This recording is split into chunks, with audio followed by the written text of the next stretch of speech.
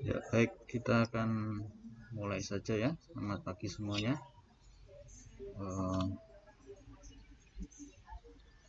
Pada pertemuan ini kita akan membahas tentang penyakit tropis ya. Penyakit tropis, kita akan melihat dulu. Nah, salah satunya adalah ini. Sudah kelihatan ya? Ya, penyakit campak ya. Oke. Penyakit campak. Ya, apa itu penyakit campak? Ya, kita lihat pengertiannya dulu di sini. Penyakit menular ya, penyakit menular akut yang disebabkan oleh virus campak atau rubella.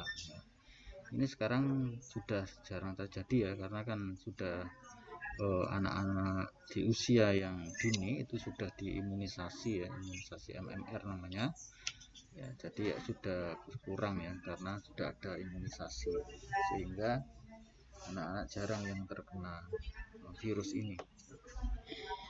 Kemudian penyakit infeksi menular yang ditandai dengan 3 stadium ya, ada stadium kataral, ada stadium erupsi, dan stadium konvalesensi ya. Kemudian penularannya terjadi itu secara droplet ya, dan kontak langsung dengan pasien. Kemudian virus campak ini terdapat pada dalam darah ya, kemudian air seni dan cairan pada tenggorokan. Nah, itulah yang membuat campak ditularkan melalui pernafasan ya, jadi bisa melewat pernafasan atau percikan cairan ya, hidung ataupun ludah.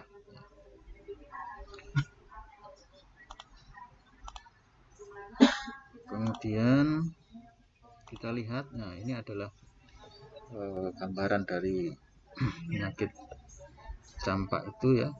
Kita lihat ya, bisa sampai seluruh tubuhnya ya, itu ada ruam-ruam seperti itu. Nah, biasanya terjadi pada anak kecil ya, campak.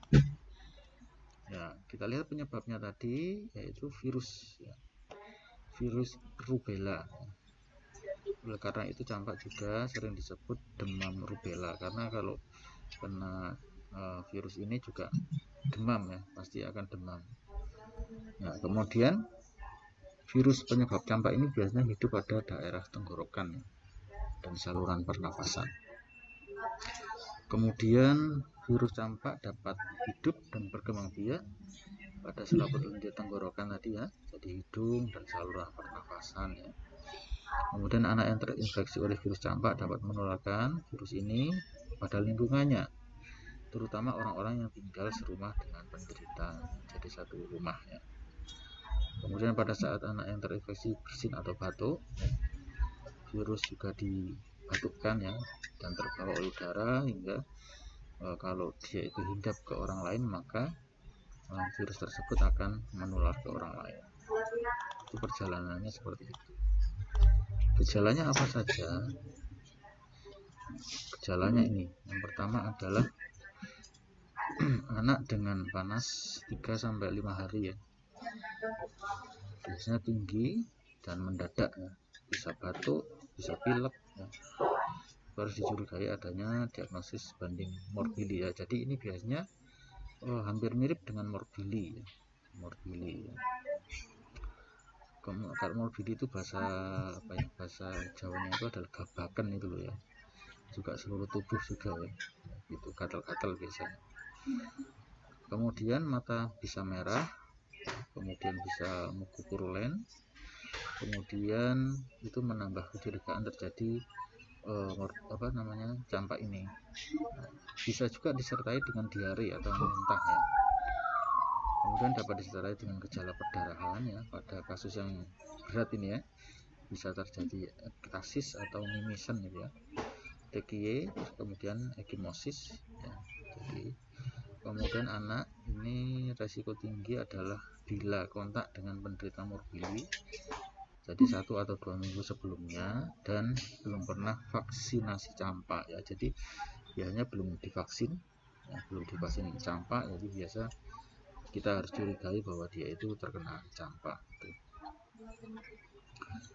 Kemudian untuk komplikasi, komplikasinya ini ya, jadi infeksi bakteri ya, jadi bisa terjadi infeksi bakteri atau pneumonia di sana, dan infeksi telinga tengah ya, atau otitis media ya, yang kalau dulu itu apa ya, kopoken itu ya kalau bahasa Jawanya ya, jadi telinganya bau sekali itu ya karena ada nanah di sana. Nah, itu infeksi telinga ya, tengah ya, atau otitis media namanya. Kemudian kadang terjadi trombositopeni atau penurunan jumlah trombositnya, sehingga penderita mudah memar dan mudah mengalami perdarahan.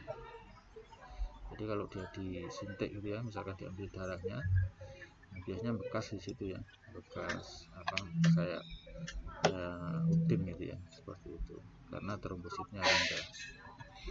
Bahkan kalau kita jumpai orang-orang yang kena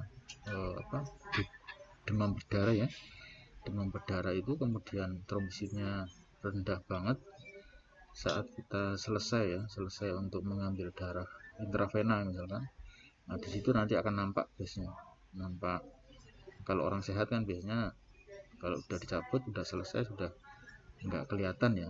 Kalau itu masih kelihatan ya, kelihatan kayak hematum gitu ya, ada pembuluh darahnya di situ, karena memar karena trombositnya rendah. Kemudian bisa juga terjadi encephalitis atau radang otak ya. Ini terjadi pada 1 dari 1000 atau 2000 kasus ya. Jadi kejadiannya sedikit ya, tapi bisa terjadi juga ya. Jadi encephalitis itu radang otak. Kemudian bisa juga terjadi bronkopneumonia atau infeksi saluran bernafas ya. Ini soalnya dekat dengan tenggorokan dan tadi ya, dengan saluran pernafasan ya, ini pasti akan jadi sumber utama. Komplikasinya ya bisa terjadi bronkopneumonia. Kemudian bisa terjadi kejang demam atau step ya kalau bahasa Jawanya ini, atau biasanya kejang-kejang sampai sampai rasanya demam itu ya, karena demam tinggi seperti itu. Kemudian otitis media tadi ya sudah jelaskan, infeksi telinga tengah ya, jadi mengalami infeksi terus bau banget pokoknya ya, sangat bau sekali. Bisa terjadi diare, bisa juga terjadi laringitis. Laringitis atau radang pada laring. Ini infeksi laring atau radang laring. Kalau Anda biasanya buat nelan sakit itu ya, flu terus kemudian buat nelan sakit ya, itu biasanya kena laringitis ya.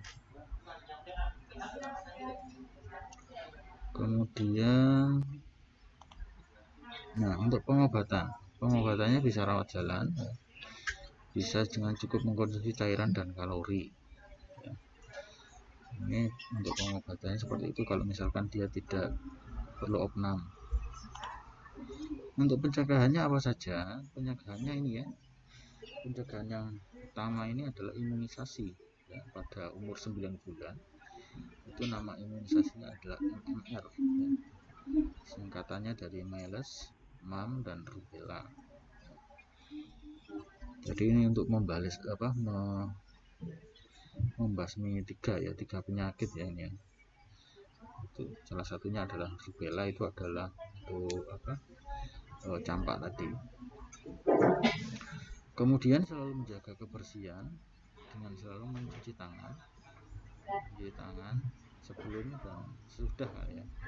Sebelum dan sesudah makan itu harus cuci tangan ya, atau dalam aktivitas apapun ya, untuk menghindari adanya virus ini, seperti itu. Jadi kayak seperti sekarang juga ya, kita kan kena COVID itu karena virus ya, jadi kita harus bersih ya, bersihan supaya kita tidak tertular ya, atau tidak terkena. Kemudian untuk diagnosa keperawatan yang bisa diambil, ini yang pertama ini gangguan rasa nyaman, peningkatan suhu tubuh ya pasti ya, karena dia mengalami panas ya, panas di badannya ya, biasanya di atas 37,5 ya, bisa 38 atau 39, atau bahkan kalau yang komplikasi tadi yang disertai dengan demam kejang tadi sampai di atas 40 biasanya. Terus kemudian gangguan kebutuhan nutrisi ya, kurang dari kebutuhan tubuh berhubung dengan anoreksia, jadi dia susah untuk makan ya, atau tidak nafsu makan ya. Terus dari bisa dari gangguan nutrisi. Kemudian yang ketiga bisa juga dengan gangguan integritas kulit, karena kita lihat tadi ya, kulitnya kayak gitu ya, kulitnya bercak-bercak semuanya seperti itu bisa terjadi gangguan integritas kulit juga. Nah, di lain 3 diagnosa perawat ini sebenarnya masih bisa ditambahkan juga, tergantung dari kondisi pasien saat itu juga. Ini adalah gambaran secara umum yang bisa terjadi pada pasien dengan campak. Ya, mungkin itu yang dapat saya sampaikan. Saya akan sharing-sharing, atau ada pertanyaan silakan untuk bertanya.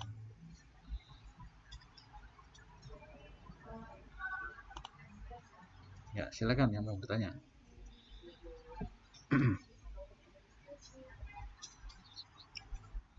Ya, silakan.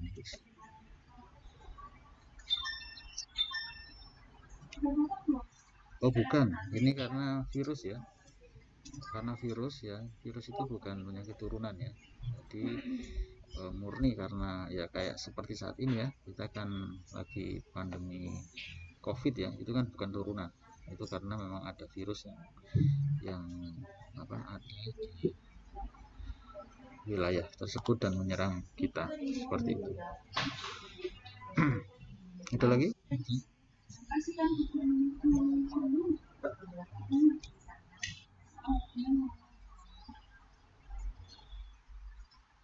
Ya, kalau misalkan dia tidak imunisasi, pasti dia hampir dipastikan ya, pasti kalau ada virusnya di situ, virus rubella tadi, pasti dia kena ya, karena belum pertahanan daya tubuhnya kan belum terbentuk kekebalan tentang penyakit rubella tadi, jadi pasti akan kena ya. Ini bisa menular ya, bisa menular ke serumahnya, bisa seperti itu, karena kan ini kan penyakit virus begitu.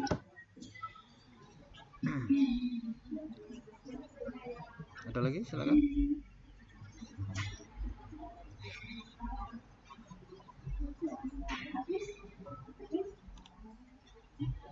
Ya, biasanya kalau pasiennya ini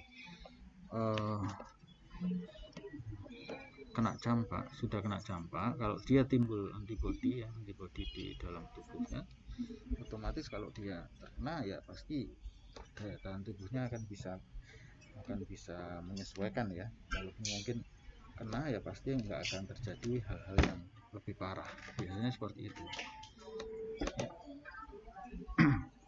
Tapi yang ditakutkan itu kadang-kadang karena itunya ya, karena komplikasinya kan bisa sampai pneumonia tadi ya. Nah, kalau terjadi pneumonia yang berat, otomatis akan terjadi hal-hal yang membahayakan, bisa juga akan menjadi kematian ya, karena kan anak kecil ini ya, ini kan anak kecil yang sering terjadi ini, yang diserang seperti itu. Ada lagi, silakan.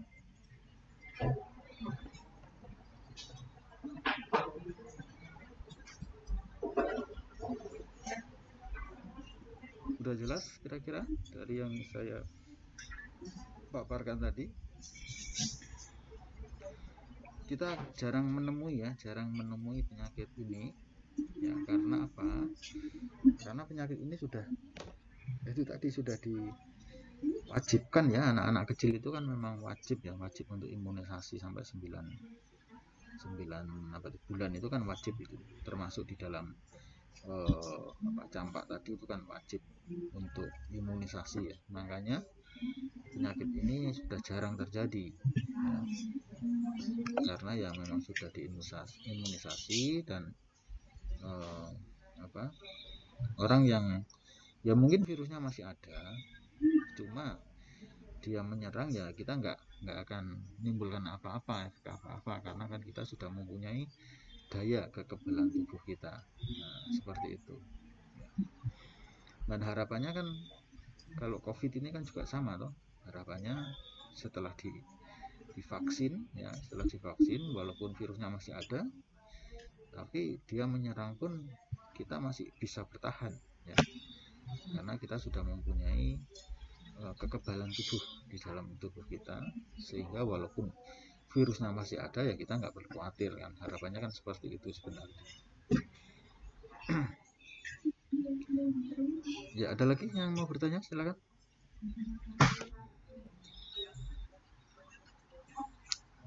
Atau sudah cukup jelas?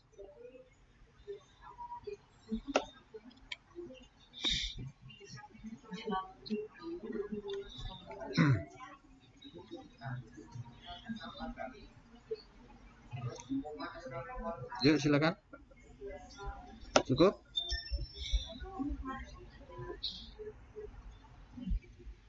Ya. Bagus.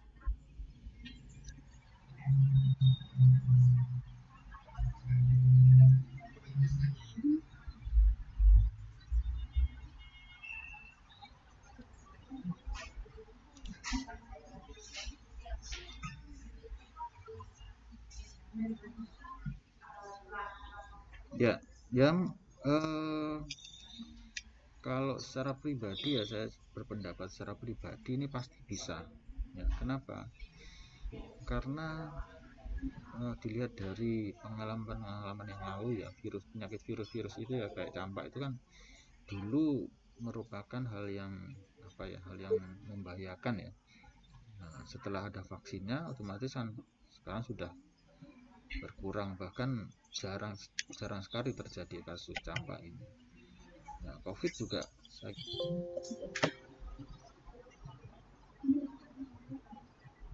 kira sama ya, nanti dalam tahap perkembangannya pasti nanti kalau sudah kita mempunyai daya kekebalan tubuh masing-masing ya pasti akan seperti penyakit flu biasa itu, penyakit influenza itu loh ya. Nah, seperti itu akan sama saja, akan menjadi hal yang biasa saja. Kemungkinan sih seperti itu ya. Oke, ada yang lain?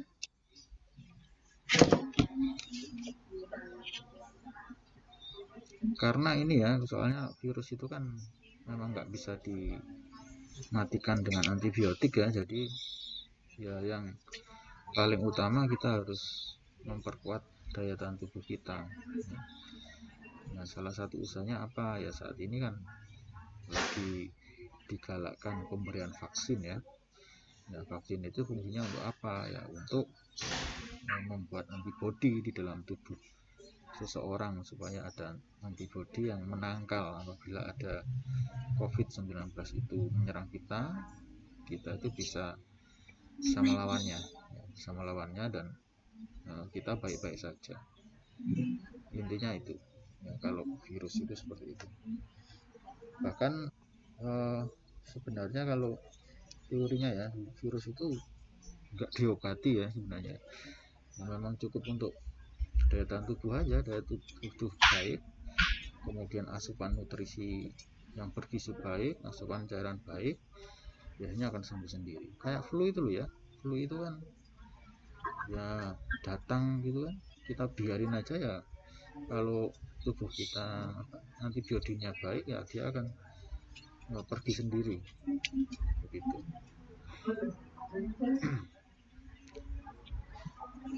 Ada yang lain lagi? Udah ya. Oke, cukup.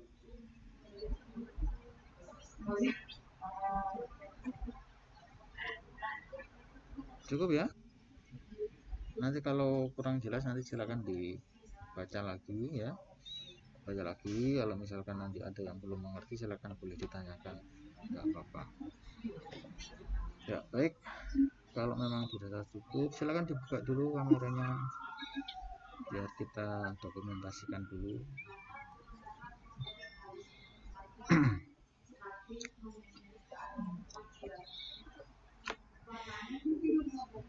Ya, oke.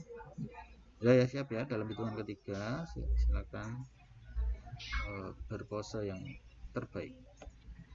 1, 2, 3 lagi ya.